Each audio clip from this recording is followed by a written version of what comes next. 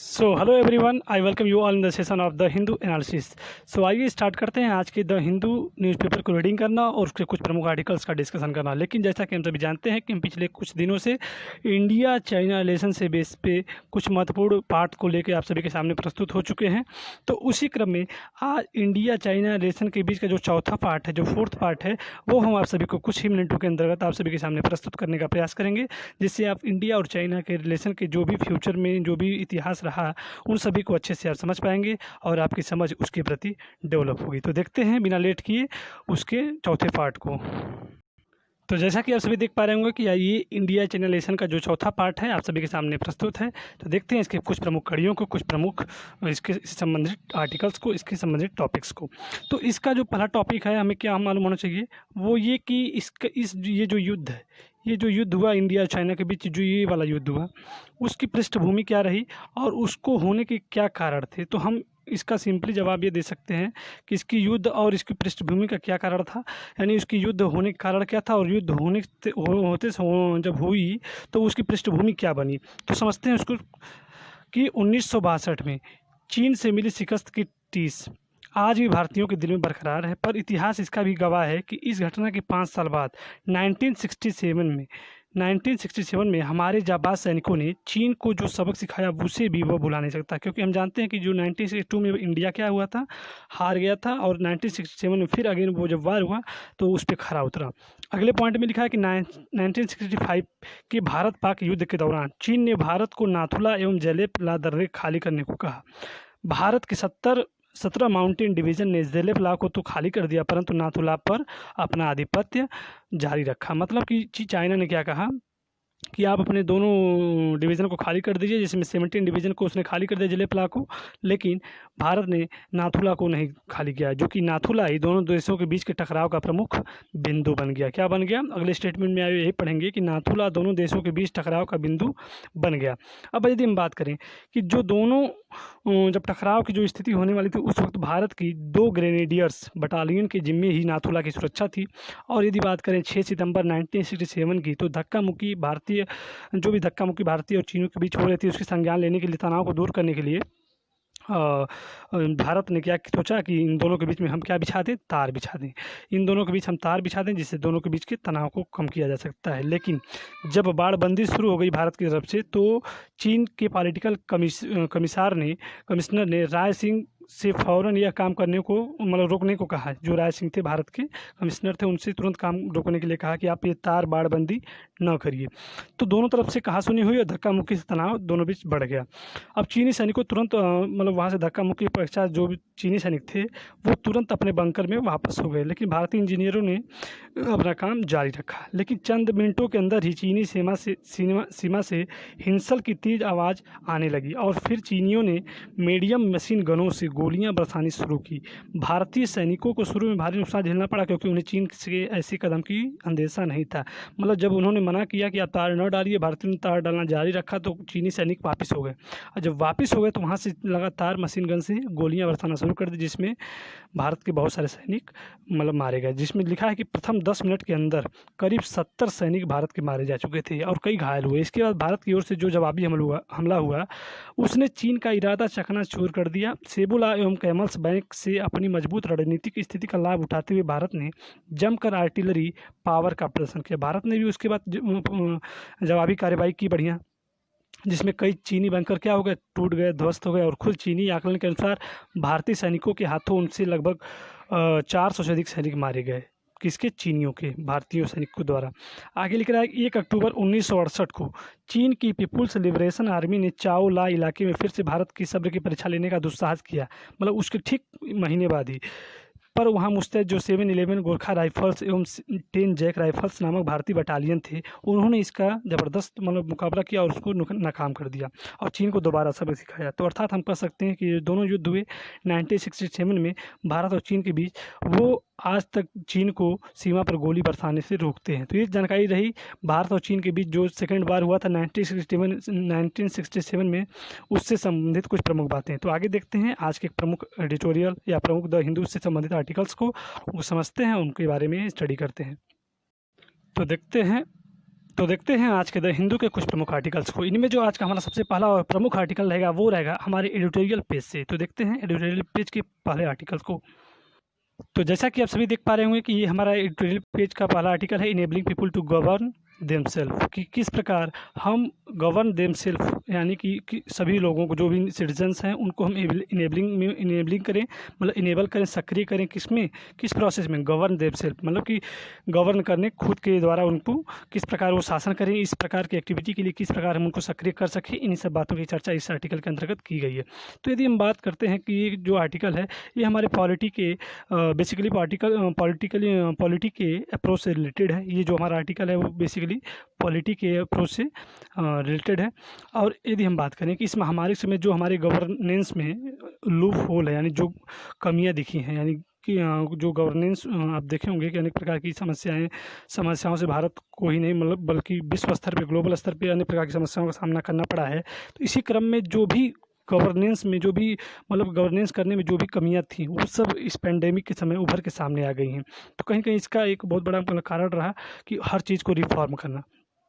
तो इस महामारी के समय जो हमारी गवर्नेंस में लूप होल है वो उभर कर सामने आ गए हैं। और कहा गया है इस आर्टिकल के अंतर्गत कि जो भी लोकल गवर्नमेंट है, यानी जो भी ग्लोबल हो या लोकल हो, लेकिन खास करके जो लोकल गवर्नमेंट है, हम उसको एम्पावर करना चाहिए, हमें उसको मतलब कि एम्पावर करना चाहिए, उसको हमें वो अधिकार देना चाहिए कि वो भी रूल करे, वो भी गवर्न करे। और बेसिकली इसी को ध्यान में रखते हुए इस पूरे आर्टिकल को डिस्कस भी हमें आज करना है। तो देखते हैं आज के पहले आर्टिकल्स को। तो पहला जो हमारा आर्टिकल लिखा हुआ है कि governance system at all levels, global, national and locals have experienced stress as followed the COVID-19 pandemic। यानी जो ये कोविड-19 की पेंडेमिक थी, जो ये ओवरऑल चल रही है, इसने पूरे जितने, चाहे वो ग्लोबल लेवल पे हो, चाहे नेशनल लेवल पे, चाहे वो लोकल लेवल पे हो, हर प्रकार की गवर्नेंस की जो भी कमियां थी उसको ओवरऑल फॉल आउट दिखा दिया। मतलब कोविड-19 ने प्रत्येक कमियों को पोल खोल दिया, मतलब कि ओवरऑल हम ये कह सकते जो भी लूप होल्स थे उनको दिखा दिया, उनको जाहिर कर दिया। किसने? इस पेंडेमिक ने, इस कोविड-19 ने। यानी कि ये गवर्नमेंट सिस्टम की बात करें तो चाहे वो ग्लोबल हो, चाहे नेशनल हो या फिर लोकल हो, उन सभी को अपने लेवल पर जो भी कमियां थी गवर्नेंस सिस्टम में, उसमें गवर्नेंस सिस्टम में जो भी कमियां थी, जो भी लूप होल्स थे, उसका अनुभव हुआ किसके कारण? इस पेंडेमिक के समय, इस पेंडेमिक के कारण। अर्थात इन सभी में कुछ ना कुछ इम्प्रूवमेंट करने की जरूर आवश्यकता है। अगले स्टेटमेंट में लिखा है कि ब्रेक डाउन्स इन मेनी सब systems had managed eight the same times in health care, logistic, business, finance and administration. यानी कि ब्रेकडाउन जो हुआ है, जो क्राइसिस हुई है, ये कहा जा रहा है कि यहाँ पे यही ओवरऑल कहा जा रहा है कि जो सबसे बड़ा चैलेंज है, ब्रेकडाउन मतलब होता है कि क्राइसिस, वही टूट फूट या फिर बहुत जो भी उथल पुथल हुई, कि ये एक ही समय में हमारे यहाँ जो भी सब सिस्टम थे, जैसे कि लॉजिस्टिक हो गए, चाहे बिजनेस हो गए, चाहे फाइनेंस हो गए, चाहे एडमिनिस्ट्रेशन हो गए, इन सभी व्यवस्थाओं पर क्राइसिस पड़ गया एकाएक। क्योंकि देखिए आप, इकोनॉमिकल कंडीशन भी बिगड़ रही है, हेल्थ सिस्टम ऑलरेडी बिगड़ी हुई है, इससे हमारा इन्वायरमेंट पर भी हमारा इम्पैक्ट पड़ रहा है। तो ये तीनों हर जगह से, मतलब कि कमियां, हर जगह से समस्याएं, हर जगह पर क्राइसिस होना शुरू हो गई। अब इस क्राइसिस में हम किस प्रकार अपने आप को मैनेज करें, ये हमारे लिए बहुत बड़ा चैलेंज है। क्योंकि manage eight the same time, एक समय पर इन सभी कमियों को कैसे मैनेज करें, ये हमारे लिए बहुत बड़ा चैलेंज है। The complexity of handling so many sub system at same time have overwhelmed governance. यानी कह रहा है कि जो कम्प्लेक्सिटी है, यानी कि जो कम्प्लेक्सिटी मतलब क्या होता है कि जैसे मान लीजिए जटिलता है, वो सब सिस्टम में जो भी कमियां हो रही हैं, handling so many sub system at the same time overwhelmed governance. Overwhelmed मतलब क्या होता है कि रोकना, उसको रोकें, कैसे रोकें, कि एक ही समय पे जो सभी कमियां स्टार्ट हो गई उनको हम कैसे एक साथ हैंडल कर सकते हैं।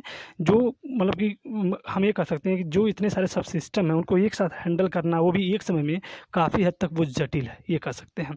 अगला स्टेटमेंट में देखते हैं कि these institutions were invented to enable human societies to produce better outcomes for the citizen।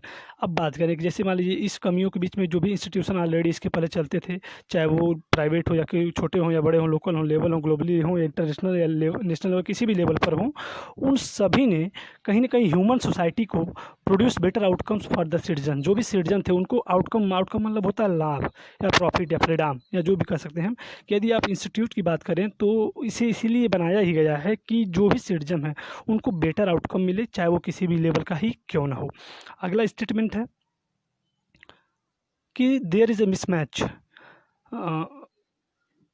इसमें नेक्स्ट आर्टिकल है, the test has revealed a fundamental flaws in their design. यानी कि हम कह सकते हैं कि हाँ, जितने भी इनिशियल हमने क्रिएट किए हैं, जितने भी इंस्टीट्यूट हमने क्रिएट किए हुए हैं, ये पेंडेमिक के समय उन सब में जितने भी लूप होल्स थे, उस पेंडेमिक ने सबके लूप होल्स की टेस्टिंग कर दी है, उन सब की जांच कर दी है। There is a mismatch in the design of governance institute at the global level with the challenge they are required to manage. अब इसमें कहा जा रहा है कि अर्थात जो भी डिज़ाइन प्रिपेयर किया गया था किसी भी इंस्टीट्यूट को मतलब गवर्न करने के लिए, किसी भी गवर्नेंस को चलाने के लिए, उसमें जो भी मतलब कि इंस्टीट्यूट को किसी भी लेवल पर जो कि उनको डिज़ाइन प्रिपेयर कर किया गया था उसको चलाने का, और इस वक्त जो चैलेंज फेस करना पड़ रहा है, उन दोनों में बड़ा ही मतलब डिफरेंस देखने को मिल रहा है कि उस वक्त क्या सिस्टम कुछ और था, इस वक्त जो चैलेंज उसमें फेस करते समय कुछ सिस्टम और हो रहा है।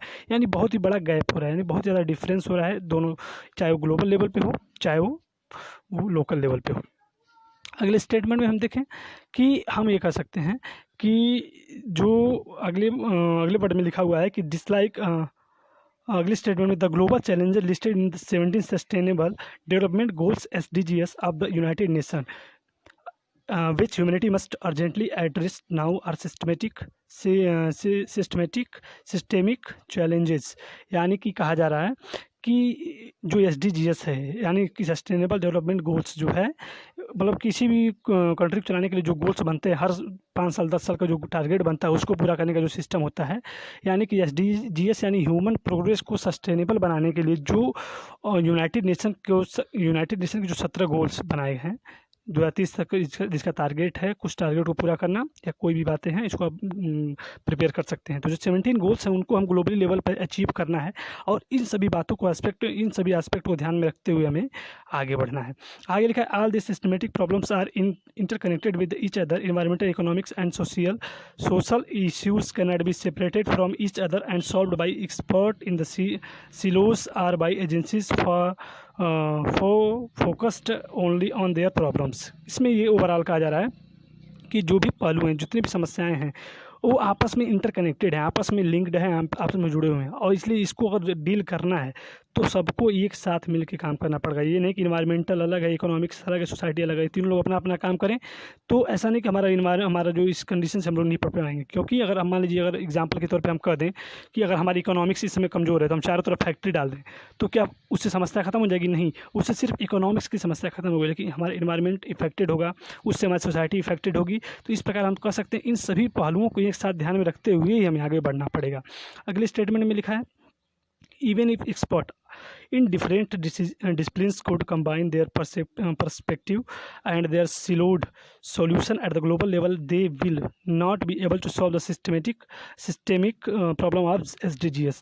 यानी कि हम कह सकते हैं कि जो भी इवन इफ़, यानी कि यदि अगर मान लीजिए हम इन तीनों को एक साथ लेके चल भी सकते हैं, मतलब सोसाइटी, इन्वायरमेंट और जो भी है एडमिनिस्ट्रेशन, सबको अगर एक साथ हम कंबाइन करके चल भी लें। इसमें ये कहा जा रहा है कि यदि हम मान लें कि जो भी हमने इस चीज़ को कंबाइन करने की सोच रहे हैं, या तो चाहे ग्लोबली हो, चाहे वो इकोनॉमिकली हो, या फिर वो एडमिनिस्ट्रेटिव, इन सब का अगर हम सोल्यूशन निकाल लें ग्लोबली लेवल पर, तो भी ये बेनिफिशियल नहीं होगा, एक लोकल लेवल पर ये बेनिफिशियल नहीं होगा, लाभदायक नहीं होगा। क्योंकि ये जो कंडीशंस है, यानी कि जो भी कंडीशंस आप लेके आएंगे, अगर मान लीजिए सेंट्रलाइज अपोज्ड होगा उसका, वहाँ से आप सोचेंगे कि ऐसा हो जाएगा, तीनों चीज़ में स्टेबल हो जाएगा, तो वो ऐसा नहीं हो सकता है। क्योंकि आपको इन तीनों के बारे में धरातल तक समझना पड़ेगा, धरातल तक इन बातों को अध्ययन करना पड़ेगा, अर्थात आपको लोकली लेवल पे इसको सोचना पड़ेगा। इसलिए आपको लोकल गवर्नेंस पर भी इम्पावर करना पड़ेगा, इम्पावर देना पड़ेगा, अर्थात कि जो भी आप प्रत्येक देश के लिए स्पेसिफिक होने, जो भी मतलब कंडीशन आप लेके आएँ, वो ओवरऑल प्रत्येक देश के लिए, प्रत्येक प्लेस के लिए स्पेसिफिक होनी चाहिए। यानी कि किसी भी कंडीशन पर अगर सेंट्रलाइज्ड अप्रोच वर्क नहीं कर सकता, यानी कि हम कह सकते हैं सेंट्रलाइज्ड जो अप्रोच बनता है वो किसी भी कंडीशन पे वर्क नहीं कर सकता। आपको लोकल गवर्नमेंट को एम्पावर करना ही होगा, और ये सभी जो समस्याएं हैं आपको लोकेशन, क्योंकि जो ओवरऑल समस्या होती हैं ओवरऑल लोकेशन बेस ही होती हैं। अगले स्टेटमेंट में देखते हैं कि लिखा है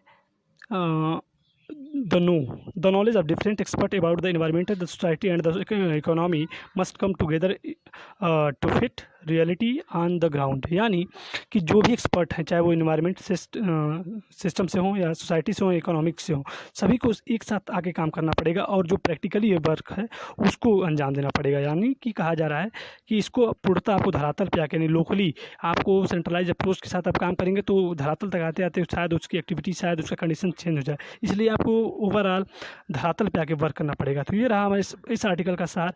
इसके बारे में हम कुछ और भी महत्वपूर्ण जानकारियाँ जो हमने आपको दी है उसको आप तैयार कर सकते हैं, और भी जानकारी के लिए आप इसके पूरे आर्टिकल्स को पढ़ सकते हैं। देखते हैं इसके अगले आर्टिकल्स को, आज के अगले आर्टिकल को। जो अगला आर्टिकल आज का हमारा है वो है वायरस इम्यूनिटी में disappear with in months of recovery. एक स्टडी में ये पाया गया कि जो वायरस की इम्यूनिटी, वायरस से लड़ने की जो इम्यूनिटी है में डिसअपियर हो जा रही है, वो अदृश्य हो जा रही है, वो खत्म हो जा रही है, वो डाइल्यूट हो जा रही है with in month of recovery. यदि कोई व्यक्ति मान लीजिए उस पर वो इन्फेक्टेड था कोविड-19 के वायरस से, यानी SARS-CoV-2 से, और उसने रिकवर कर लिया, और रिकवर करने के बाद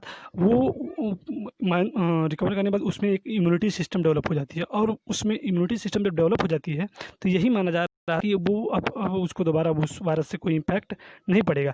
लेकिन एक स्टडी में ये पाया गया कि अगर कोई बंदा रिकवर है तो उसका जो रिकवरिंग सिस्टम है वो डिसअपियर हो जाता है, वो भी with in a month of recovery, यानी एक महीने की रिकवरी के एक महीने के अंत में ही, या एक महीने तक ही, एक महीने के अंदर ही उसका जो इम्यूनिटी सिस्टम है वो डाइल्यूट हो जाता है, वो समाप्त हो जाता है। इन्हीं सब बातों की चर्चा इस आर्टिकल के अंतर्गत की गई है। तो समझते हैं उसको कि इस आर्टिकल में एक स्पेशल कंसर्न, मतलब एक चिंता जताई गई है जो कि पहले कोविड-19 के प्रति कुछ और भी थी।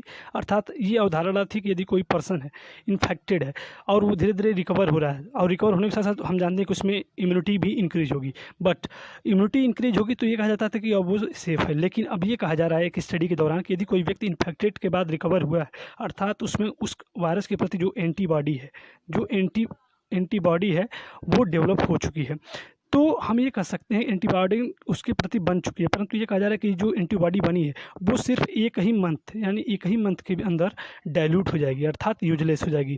अर्थात इसका रिकवर, अगर कोई बंदा रिकवर हुआ है, कोई पर्सन रिकवर हुआ है, तो वो अगेन इन्फेक्टेड हो सकता है, वो फिर से ग्रसित हो सकता है उस वायरस से। यानी ओवरऑल यदि यह संख्या रिसर्च सही होती है तो सरकार को इससे निपटने के लिए अपने सिस्टम को, अपनी स्ट्रेटजी को चेंज करना पड़ेगा। इन्हीं सब मुद्दों की चर्चा इस आर्टिकल के अंतर्गत की गई है। तो ये रहे आज के हमारे कुछ महत्वपूर्ण आर्टिकल, उससे संबंधित कुछ महत्वपूर्ण फैक्ट और कुछ महत्वपूर्ण जानकारियाँ। तो आज के लिए इतना ही, मिलेंगे अगले दिन सेम टाइम पे सेम चैनल। तब तक के लिए नमस्कार और धन्यवाद।